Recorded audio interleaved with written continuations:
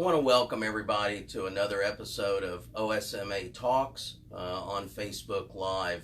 I apologize for being a little late in the start of this program, but I think you'll find it very interesting to what we have to say. Today our topic is going to be on vaccinations and the problems that the state of Oklahoma has encountered with immunizations and some of the unanticipated exceptions that we find in Oklahoma.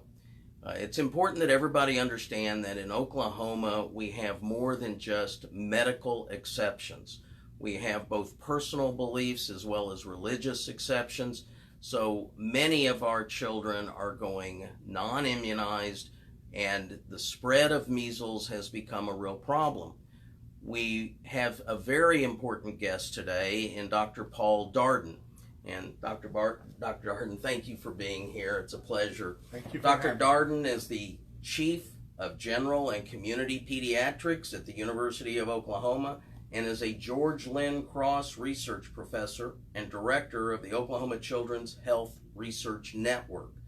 He's currently the Vice President of the Oklahoma chapter of the American Academy of Pediatrics, and in 2015 was appointed to the Infant and Children's Advisory Committee to the Oklahoma State Board of Health. Dr. Darden is going to talk to us about several aspects related to immunizations today. The first question that I have is that before the measles vaccine was introduced in 1963, this disease was the single leading killer of children in the world. By 2000, the disease was felt to be exterminated, that it was no longer an important disease in the United States. What's happened to cause this new outbreak, and what can we expect for the future? Well, that's a really interesting question, and it's really sort of disappointing that we had made so much progress and really have fallen backwards. I think it's related to people raising generally unfounded concerns about the vaccine. And so vaccine rates have waned. It's actually more true in Europe and actually to some extent Asia. And so most of the cases we see in the United States at this point are related to imported cases from there. However, the number of cases we've had this year, I think that we will probably have endogenous spread of measles in the United States now. Can you talk about how infectious the measles virus is and how is it spread? It is incredibly infectious. It is one of the most infectious diseases we know. It is spread by small droplets. In fact, there have been documented cases of spread of measles up to 2 hours after a measles case left a room and somebody came in and they got it. It is really infectious. And in order to prevent the spread, because it is so infectious, you really have to have a high immunization rate. Oklahoma has documented 4 cases at this point in the year, but there's been more than 1,000 cases in 28 states in the United States. Talk about the clinical aspects of measles and what complications can occur. So people talk about measles as if you have a little fever and a rash, that's measles.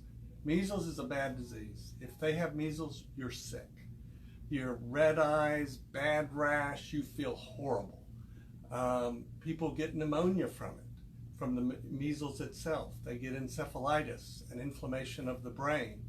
It also makes you immunosuppressed to some extent. So you're at risk from other diseases while you have the measles. And in fact, recent evidence shows that you're immunosuppressed for up to 3 to 5 years after measles, and we see increased death rates in the developed world, increased death rates in those patients who've had measles for up to 3 to 5 years after the measles. So measles is a bad disease. And we know that there are a lot of vaccines.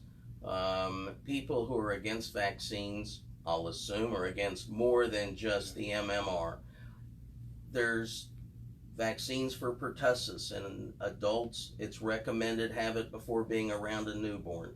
Talk about other vaccines and what should adults, not just children, Well, what should adults be thinking about as far as vaccines go?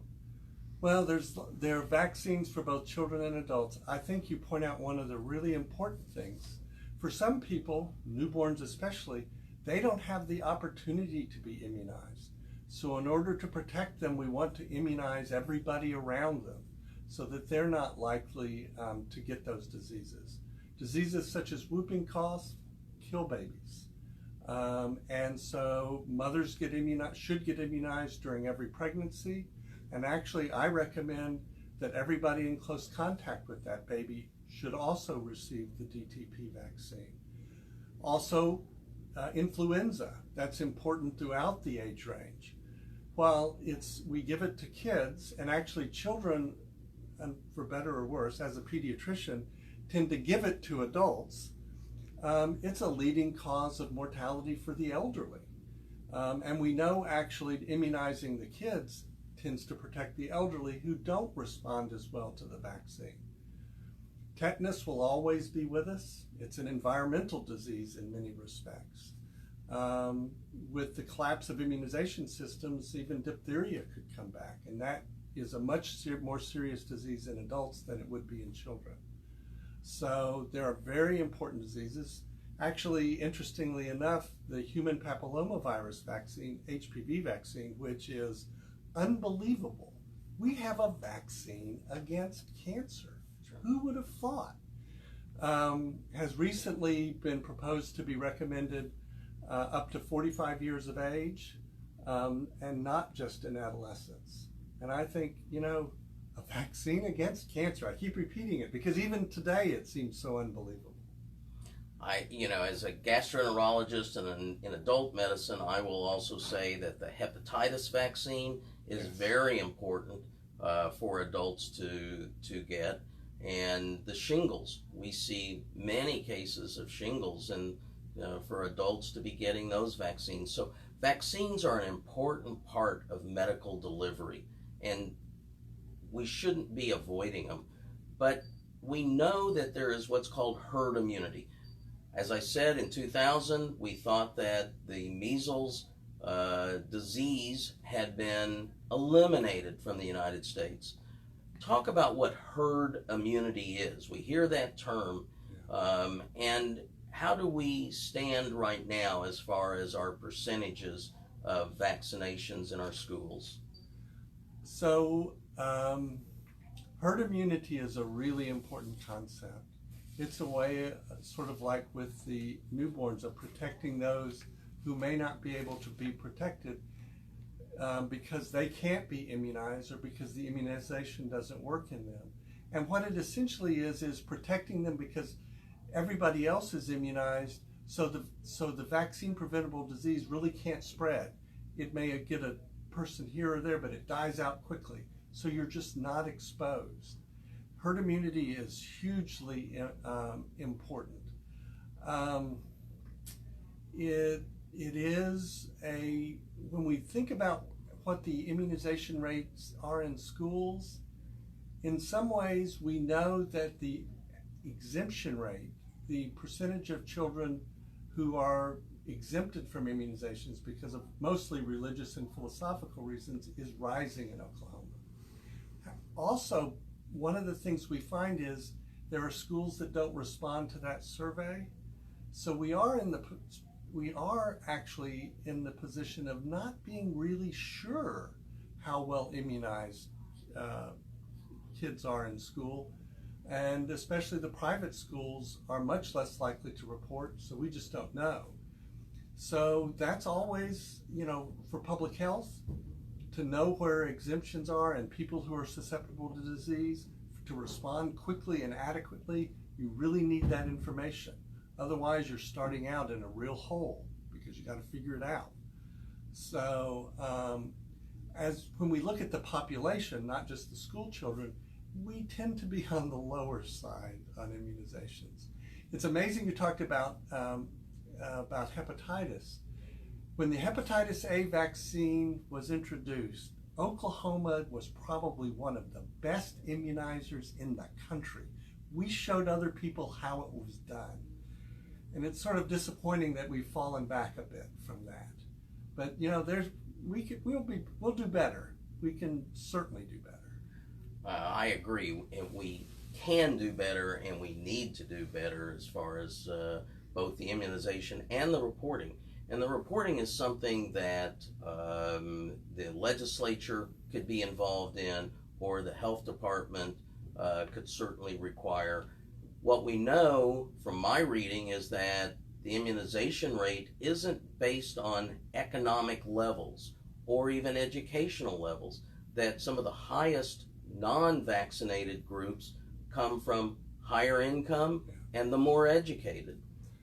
That is absolutely true. Especially those that are completely unimmunized, those are very much more in the higher socioeconomic status groups.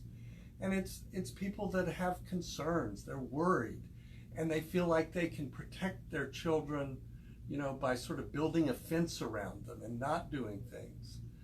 I actually think in the lower SES it's recognized that you often have to be active to protect against risk. And this is a risk you can protect against by immunizing.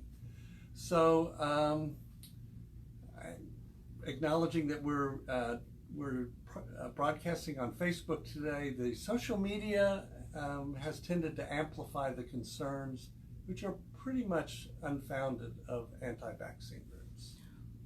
We hear all the time about autism from the anti-vaccine people. Can you talk about the side effects of vaccines and what side effects may actually occur, and is autism a real concern for parents? So lots of researchers have tried to make their name by showing that autism is associated with vaccines, especially MMR. And despite looking at millions of kids over many, many years, no one has been able to show any association with autism. Autism is not caused by vaccines. And in some ways, autism is a spectrum. I actually sort of feel bad about the way people talk about it. It's like these are children that are valuable and loved, and to just sort of reduce them to a disease I think it's terrible. But no, so vaccines do have side effects, thought to be about. There's some that are more common. Your arm may be sore, not unusual for a shot. You may have some mild fevers. Almost all of the side effects are very minor. About 1 in a million will have a more severe side effect. Usually that is something like an allergy to the shot, an anaphylactic reaction. But those are very unusual. I've been practicing for 40 years, given, uncounted number of vaccines and seen almost no severe reactions. And I've seen nobody permanently damaged, ever. And that 1 in a million is about equal to, as they talk about, being struck by lightning as you walk across the street. It is way riskier to get in your car. Orders of magnitude more risky to get in your car than it is to take a vaccine. In New York, there was actually a county that passed an ordinance that prevented unvaccinated children from being in any public arena.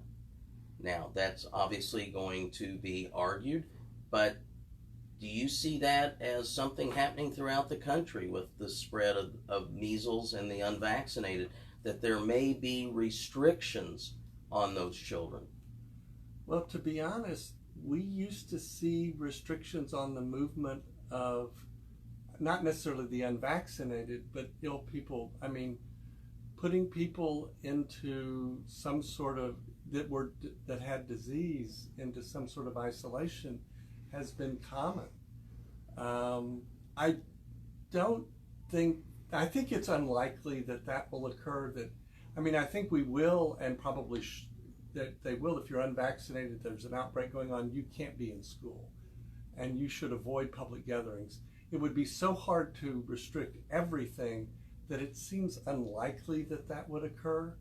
But we know that lots of diseases get transmitted in the school setting. So I think that's the venue that we can control, and actually it's in the regulations for that to occur in Oklahoma, as well as many other states. I agree. And one of the arguments that you hear frequently by the anti-vaccinating public is, well, doctors and Big Pharma are just getting rich, and that's why they encourage vaccination of our children. Can you talk about that argument, and is there any fact in that? There is none. I always joke and say I'm waiting for my check, but it's really a joke. I mean, Pharma, which makes lots of money off of many things, makes little money off of vaccines. It's given a vaccine is given once, you don't give it again. It's just not a big money maker. Most physicians, when surveyed, actually report that they view vaccines as either a break-even proposition or that they even lose money on it. Nobody views it as no physician views it as a money maker. And I talk to lots of physicians, and in many ways, they view it almost as a public service, something they have to do because it's so valuable for their patients. But no, they're not making money off of it. So I think those are important points that need to be in the public, be recognized, be understood. Vaccines are important. There are many vaccines, not just the measles vaccine. We talk about measles because it's in the public eye so much right now, but all vaccines are an important part of medicine in the prevention of disease.